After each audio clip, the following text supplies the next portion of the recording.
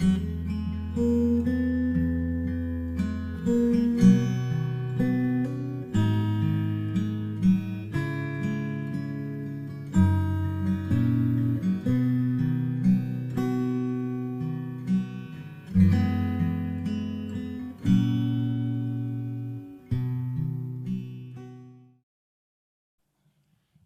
adik-adik yang kekasih dalam Tuhan Yesus. Puji Tuhan, kita terus beribadah sekalipun di rumah adik-adik karena situasi kondisi saat ini yang tidak mendukung kita. Tapi kita jangan takut, jangan ragu, jangan bimbang, jangan panik. Karena ada Yesus yang sumber pertolongan kita, selalu melindungi kita. Adik-adik kita mau mulai kebaktian. Siapkan Alkitab, siapkan buku agenda, karena kita mau menyanyi muji Tuhan. Kita angkat pujian, sumber pertolongan hanya ada di dalam Tuhan, pencipta langit dan bumi.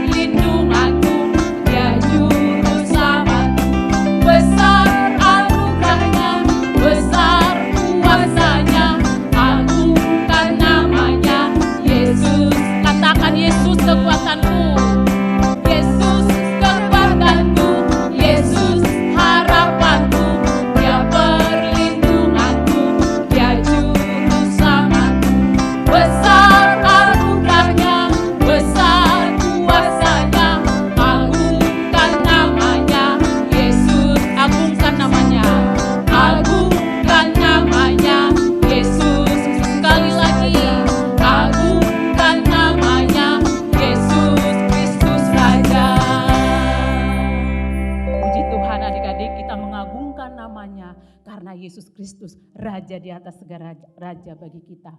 Adik-adik kita masih menaikkan satu pujian sebelum kita mendengarkan firman Tuhan.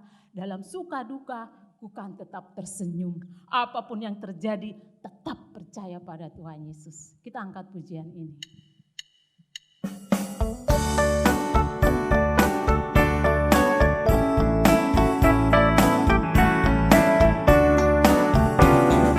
Dalam suka duka, bukan tetap tersenyum.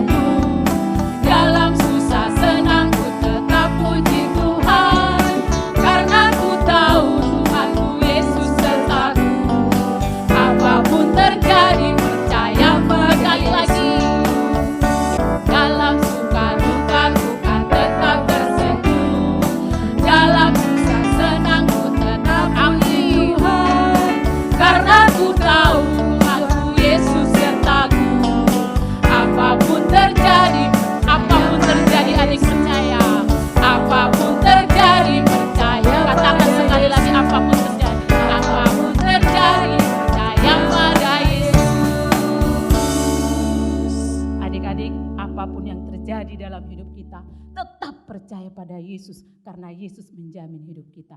Kita mau berdoa adik-adik untuk mendengarkan kebenaran firman Tuhan.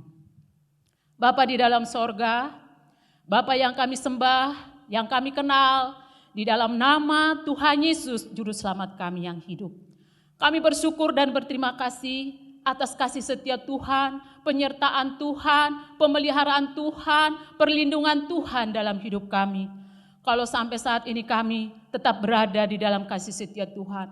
Kami tetap bisa beribadah sekalipun melalui online. Tapi kami tahu karena Yesus selalu hadir. Dalam suka, dalam duka, Yesus selalu menyertai kami. Apapun yang terjadi dalam hidup kami, tetap percaya, yakin, bersandar kepada Tuhan Yesus. Sebentar kami mau merenungkan firman Tuhan, karena kami tahu firman Tuhan yang menjadi kekuatan bagi kami, penghiburan bagi kami di dalam menghadapi hari-hari kami. Tuhan tolong kami, buka hati kami, berikan kami hikmat, berikan kami pengertian, supaya apa yang kami baca, ayat demi ayat yang kami baca, yang kami renungkan, kami boleh mengerti. Dan dengan pertolongan Roh Kudus, kami dimampukan menjadi pelaku-pelaku firman Tuhan. Berbicaralah ya Tuhan, kami anak-anak-Mu sudah siap mendengarkannya. Di dalam nama Tuhan Yesus, kami sudah berdoa, bersyukur kepada Bapa di sorga. Haleluya. Amin. Adik-adik, pekerjaan yang paling membosankan apa ya menurut adik-adik? Kata orang sih, pekerjaan yang paling membosankan itu menunggu. Iya sih, sekarang juga kita sedang menunggu kapan berlalunya virus corona ini. Ya, ada orang bilang, bosan. Setiap hari di rumah, setiap hari beribadah melalui online, nggak bisa ke gereja, nggak bisa sekolah, nggak bisa ke mall, nggak bisa jalan-jalan.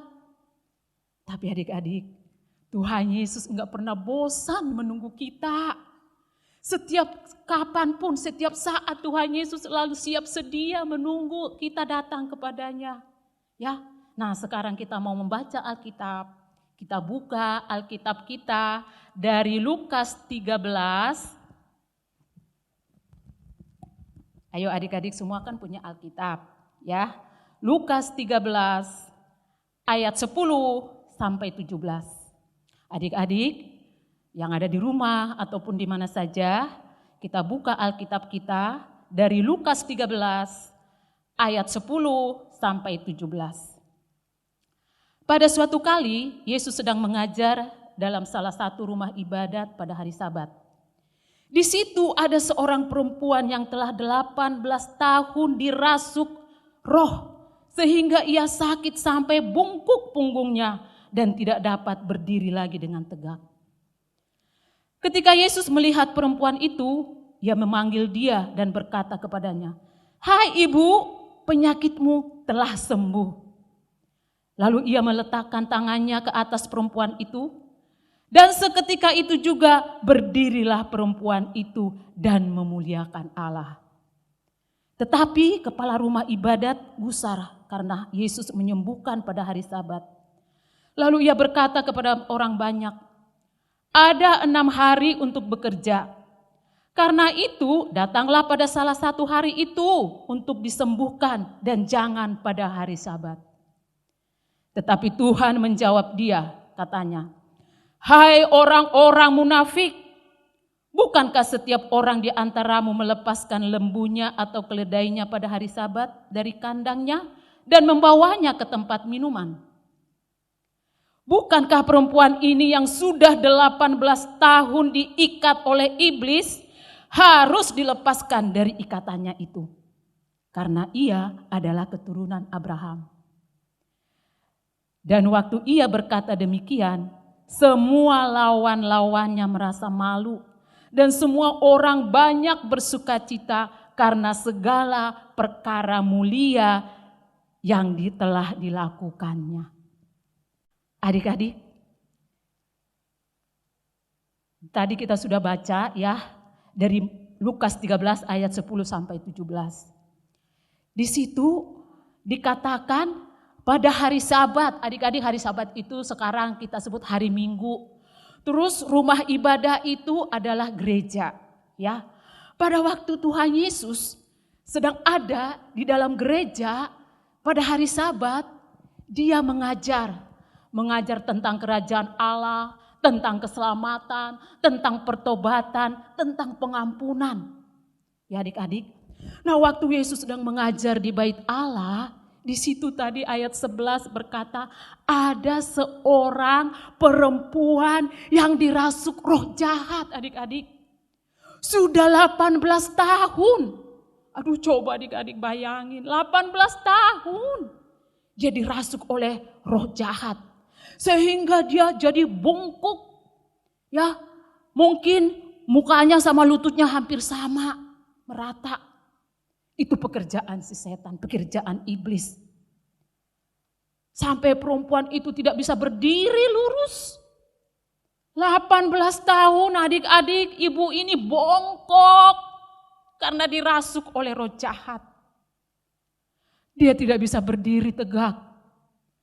Tapi yang hebatnya, yang kita heran adik-adik, sekalipun ibu ini bongkok, 18 tahun dirasuk oleh roh jahat, dia selalu datang ke rumah ibadah. Coba adik-adik renungkan. Sekalipun keadaan ibu itu bongkok, sakit dong ya. Ibu itu bukan karena udah tua, umur 100 tahun jadi bongkok, enggak. Ya adik-adik, nah betapa menderitanya ibu ini, betapa sengsaranya dia selama 18 tahun. Tapi hebatnya ibu ini selalu datang ke rumah ibadah, selalu datang ke gereja, berdoa, menunggu mujizat dari Tuhan. Nah, Kak Nur kasih tema hari ini, menunggu mujizat dari Tuhan. Sama seperti ibu yang ada di dalam ayat ini tadi. Nah adik-adik, ibu ini selalu berharap setiap hari, kapan aku bisa sembuh? Kapan aku bisa lepas dari penderitaan ini? Kapan aku bisa berdiri tegak lurus? Apa enggak bisa lagi kali ya? Udah 18 tahun. Setiap hari dia menunggu mujizat Tuhan datang. Lalu ayat 12 adik-adik. Di situ dikatakan, Yesus melihat ibu ini. Di antara orang banyak yang ada di dalam gereja, mungkin kealingan orang kali karena ibunya kan bongkok enggak kelihatan. Tapi adik-adik, Yesus melihat, Yesus tahu, Yesus memanggil dan Yesus mau menyembuhkan. Ya, sekalipun dia kealingan orang karena badannya bongkok, tapi Yesus melihat keadaan ibu ini, melihat penderitaan ibu ini, melihat sakitnya ibu ini. 18 tahun dia dirasuk oleh setan, oleh iblis sehingga dia tidak bisa berdiri tegak lurus. Lalu Yesus melihat, Yesus memanggil dan Yesus menyembuhkan. Dan Yesus berkata dan meletakkan tangannya di atas punggung ibu itu. Coba adik-adik, Yesus melihat keadaan ibu ini. Yesus mengetahui penderitaan ibu ini. Dan Yesus memanggil.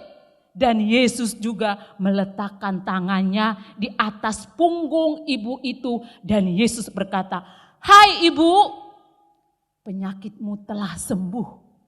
Penyakitmu sudah sembuh." Wah, saat itu juga ibu itu langsung bisa berdiri tegak lurus. Wah, selama 18 tahun aku menunggu mujizat ini. Dia loncat-loncat, dia memuji Tuhan, memuliakan Allah. Aku sembuh, aku bisa berdiri lurus. Oh, terima kasih Tuhan Yesus. Terima kasih, aku sudah bebas dari bongkok. Dan aku bisa lurus berjalan, bisa lari, bisa meloncat, bisa melakukan apa saja.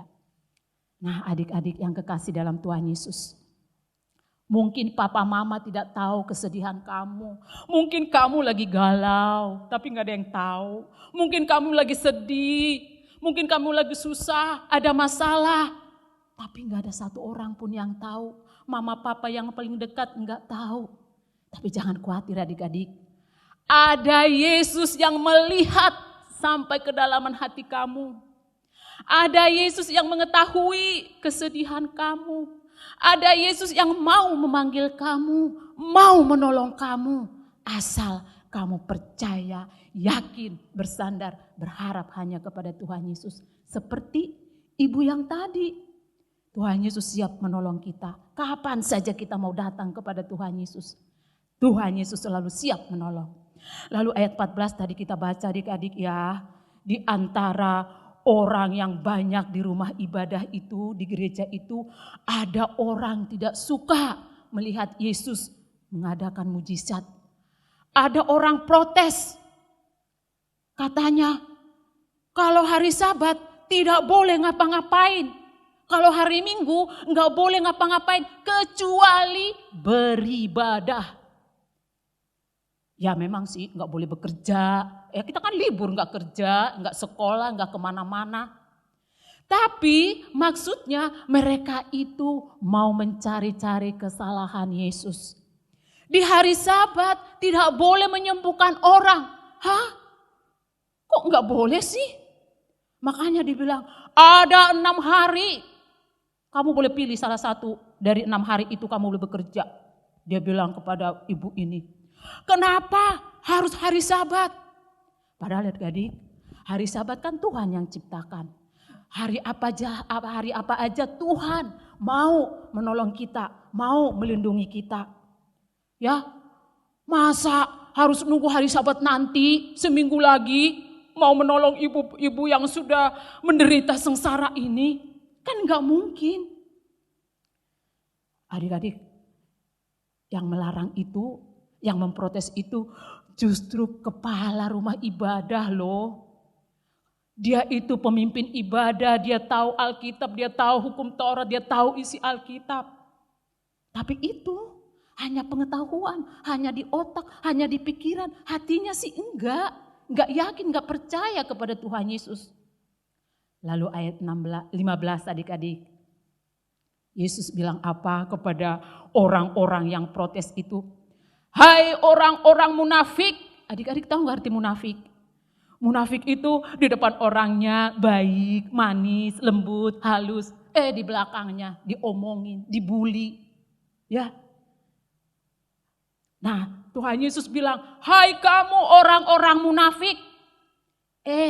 Kamu sendiri melepaskan ternakmu, kambing dombamu, kamu lepaskan dari kandang. Kamu bawa ke padang rumput supaya makan rumput kambing dombanya, supaya minum air. Itu apa namanya?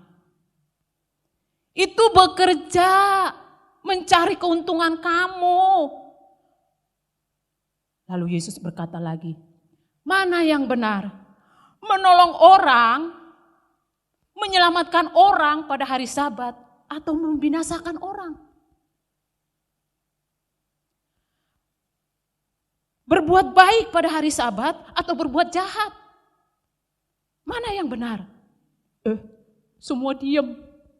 Enggak ada yang bisa jawab. Iya benar ya. Kita kan beribadah hari Sabat, berbuat baik, beribadah memuji Tuhan. Semuanya diam, enggak ada yang bisa jawab perkataan Yesus. Lalu ayat 16, adik-adik. Tuhan Yesus berkata, perempuan ini harus dilepaskan dari kuasa iblis. Harus dibebaskan dari roh jahat. Harus diputuskan dari belenggu iblis yang sudah merasuk dia selama 18 tahun. Dan dia harus diselamatkan karena dia termasuk keturunan Abraham. Adik-adik maksudnya ibu ini termasuk orang pilihan Tuhan. Orang tebusan Tuhan. Ya, keturunan Abraham berarti orang beriman. Jadi ibu ini sangat penting, sangat perlu dilepaskan dari ikatan iblis. Sudah cukup 18 tahun dia menderita sengsara kesakitan. Ya adik-adik, coba kita pikir nih ya, kita baru berapa bulan ya yang dihambat, dihalang, dirintangi oleh si virus corona. Ya baru 6 bulan, hampir 7 bulan ya. Bagaimana dengan ibu yang bongkok ini 18 tahun? Tapi adik-adik percaya dan yakin. Waktu Tuhan selalu tepat menolong kita. Dan waktu Yesus datang ke bait Allah dan Yesus ada di rumah Tuhan, di gereja pada hari Sabat, itulah waktu yang tepat untuk membebaskan ibu ini, untuk menyembuhkan, untuk melepaskan, dan untuk menyelamatkan ibu ini. Nah, adik-adik, waktu semua orang di situ melihat bahwa ibu yang sudah 18 tahun ini sudah sembuh, semua orang takjub. Semua orang di situ melihat dan memuliakan Allah karena mereka melihat perkara yang mulia yang dilakukan oleh Yesus.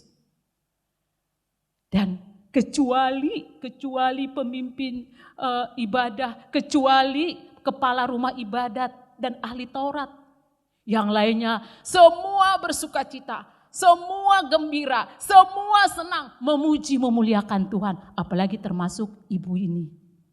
Ya, karena perkara mulia yang dilakukan oleh Yesus di depan mata semua orang yang datang beribadah.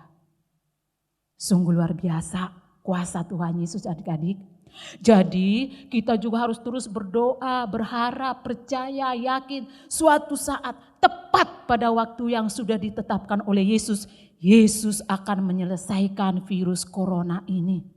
Asal kita tetap setia menunggu mujizat Tuhan dengan berdoa, baca Alkitab, dengan percaya yakin bahwa sumber pertolongan kita adalah Yesus Kristus, satu-satunya yang berkuasa atas hidup kita. Amin adik-adik. Nah, kalau gitu adik-adik harus terus baca Alkitab. Kan banyak waktu nih di rumah ya, jangan hanya main HP, jangan hanya TikTokan.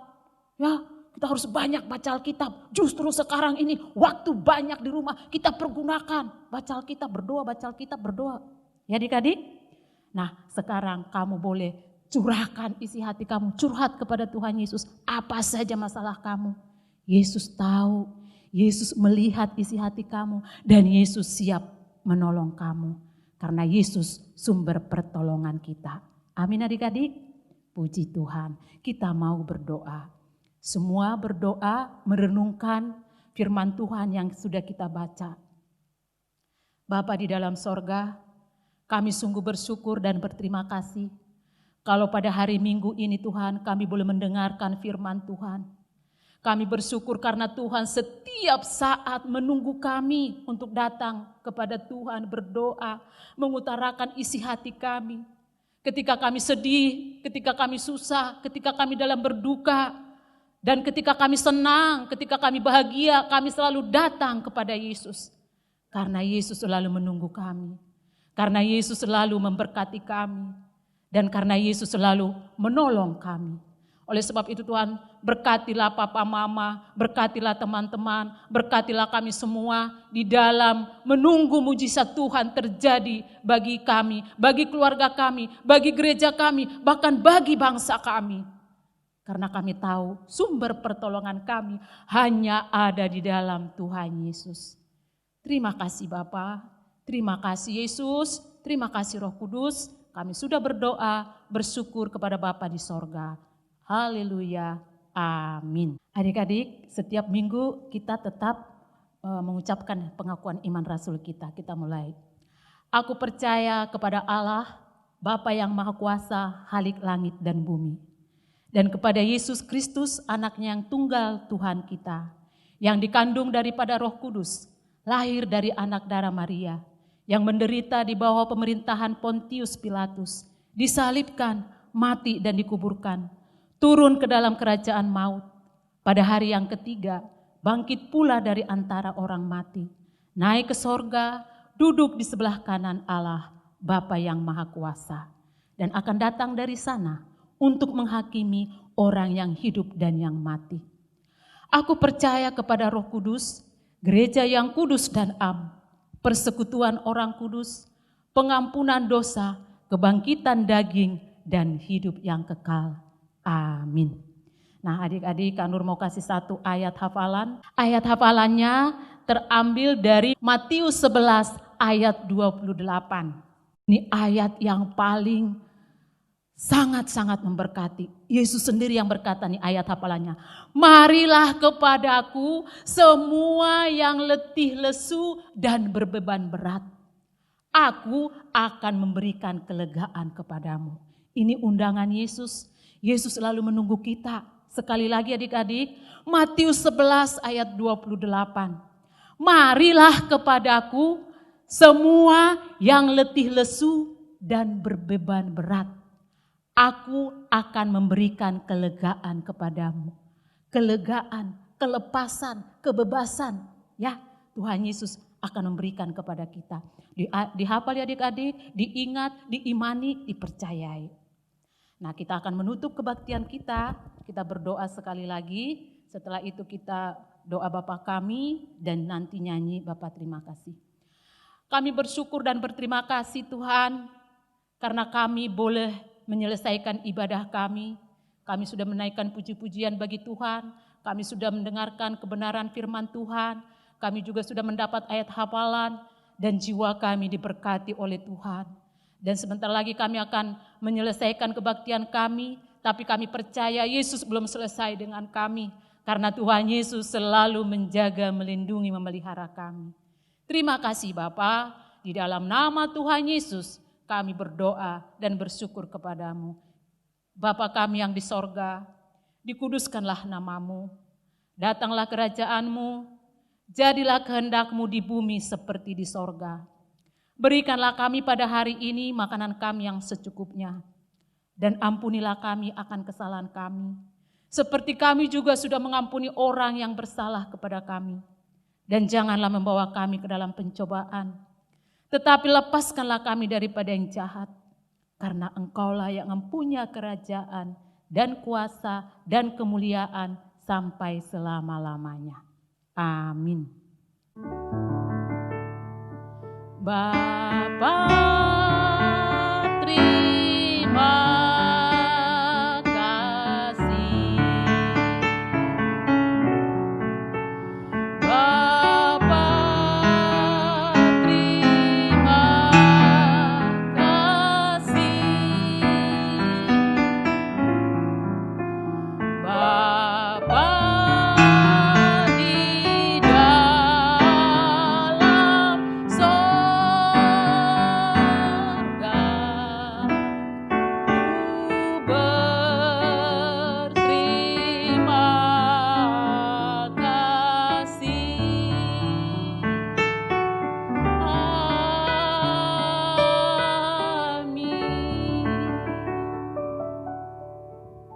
Selamat hari Minggu adik-adik, Tuhan Yesus memberkati.